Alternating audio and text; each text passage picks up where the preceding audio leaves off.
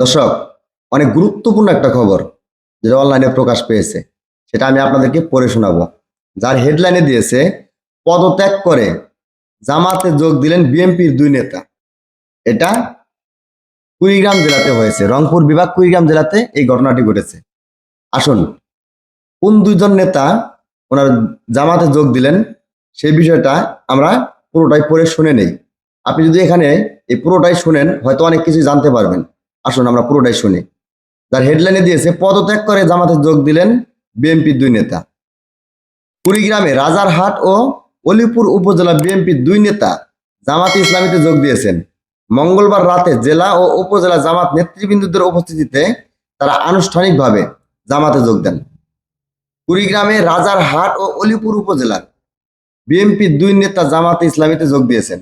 মঙ্গলবার রাতে জেলা ও উপজেলা জামাত নেতৃবৃন্দদের উপস্থিতিতে তারা আনুষ্ঠানিকভাবে জামাতে যোগ দেন। বুধবার বিষয়টি নিশ্চিত করেছেন জেলা জামাতের সহকারী সেক্রেটারি মোহাম্মদ শাহজালাল সবুজ। জামাতে যোগ দেওয়া রাজারহাট উপজেলা বিএনপির নেতার নাম রানা চৌধুরী। তাহলে জামাতে যোগ দেওয়া রাজারহাট উপজেলার বিএনপির নেতার নাম রানা চৌধুরী এবং অলিপুর উপজেলা বিএনপির নেতার নাম আমিনুল ইসলাম ফুলু। অলিপুর উপজেলা বিএনপির নেতার নাম হলো আমিনুল ইসলাম ফুলু, আর রাজারহাট উপজেলা বিএনপির নেতার নাম হলো রানা চৌধুরী। রানা চৌধুরী রাজারহাট উপজেলা বিএনপির আহ্বায়ক কমিটির সদস্য এবং উপজেলা বিদ্যানন্দ ইউনিয়ন বিএনপির যুগ্ম আহ্বায়ক। এছাড়া তিনি উপজেলা ও ইউনিয়ন যুব দলের সাবেক সদস্য। ইউনিয়ন যুব দলের সাবেক সদস্য। আওয়ামী লীগ বিরোধী আন্দোলনে অংশ নেওয়ায় তিনি কারাবরণ করেছিলেন। মানে আওয়ামী লীগ বিরোধী অংশ নেওয়ায় তিনি কারাবন্দীও হয়েছিলেন, মানে কারাবন্দী করেছিলেন। আমিনুল ইসলাম ফুলু অলিপুর উপজেলা বিএনপির সাবেক যুগ্ম সাধারণ সম্পাদক। এছাড়া তিনি উপজেলা বিএনপির বর্তমান আহ্বায়ক কমিটির যুগ্ম আহ্বায়ক ছিলেন। পরে তিনি পদত্যাগ করেন। আমিনুল উপজেলা ধরণীবাড়ি ইউনিয়ন পরিষদের সাবেক চেয়ারম্যান। বিএনপি রাজনীতি করার কারণে 2013 সালে এবং 2018 সালে নির্বাচন পরবর্তী সময়ে তার বিরুদ্ধে পৃথক দুটি মামলা হয়।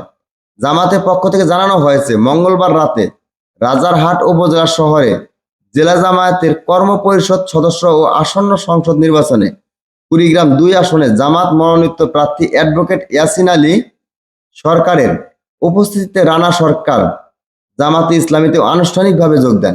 এই সময় দলটির উপজেলা আমির মাওলানা কফিল উদ্দিন সহ স্থানীয় নেতৃবৃন্দ উপস্থিত ছিলেন। জামাতে যোগ দেওয়ার বিষয়টি নিশ্চিত করে রানা চৌধুরী বাংলা ট্রিবিউনকে বলেন, আমি অনেক চিন্তা ভাবনা করে স্বেচ্ছায় জামাতে যোগ দিয়েছি। বিএনপির সব পর্যায় থেকে লিখিতভাবে ইস্তফা দিয়েছি। কারো প্রতি কোনো প্রকার বিদ্বেষ কিংবা মনোমালিন্য থেকে বিএনপি বাদ দেয়নি। নেতা হতে নয়, জেনে বুঝে ভালো লাগা থেকে জামাতে যোগ দিয়েছি। এখন থেকে জামাতের সঙ্গে থাকতে চাই। জামাতের উপজেলা আমির মাওলানা কফিল উদ্দিন বলেন, রানা চৌধুরী কয়েকদিন আগে জামাতে যোগদান করার ইচ্ছে প্রকাশ করেন। তিনি বিএনপির রাজনীতির সঙ্গে যুক্ত থাকায় আমরা তাকে আগে সেখান থেকে ইস্তফা দেওয়ার পরামর্শ দেই। তিনি ইস্তফা দিয়ে মঙ্গলবার আনুষ্ঠানিকভাবে জামাতে যোগ দেন।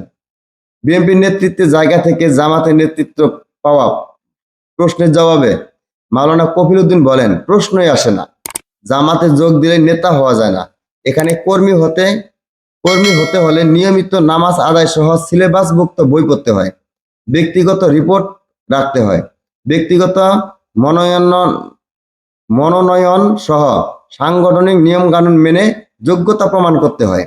নেতৃত্বের যোগ্যতা তৈরি হলে তখনই নেতা হতে পারবেন, অন্যথায় নয়।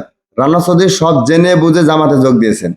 এ ব্যাপারে জানতে চাইলে উপজেলা বিএনপির আহ্বায়ক আনিসুর রহমান বলেন, রানা চৌধুরী 2 দিন আগে দল থেকে ইস্তফা দিয়েছেন, তবে জামাতে যোগ দেওয়ার বিষয়টি আমার জানা নেই।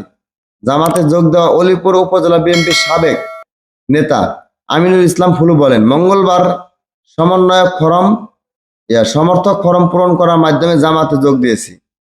উপজেলা বিএনপির আহ্বায়ক কমিটির যুগ্ম আহ্বায়ক হিসেবে থাকলেও আমি লিখিতভাবে পদত্যাগপত্র দিয়েছি। যোগদানকালে উপজেলা জামায়াতের আমির অ্যাডভোকেট কামাল কবির লিটন, পৌর আমির মাওলানা মাহফুজুল রহমান ও জামায়াত নেতা মাসুদ বক্সি উপস্থিত ছিলেন। দর্শক, খবরটা আপনার কেমন লাগলো? আমার নতুন চ্যানেল, উচ্চারণে ভুল ত্রুটি হলে ক্ষমা দৃষ্টিতে দেখবেন।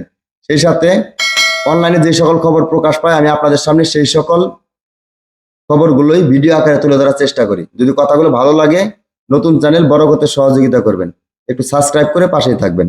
ধন্যবাদ।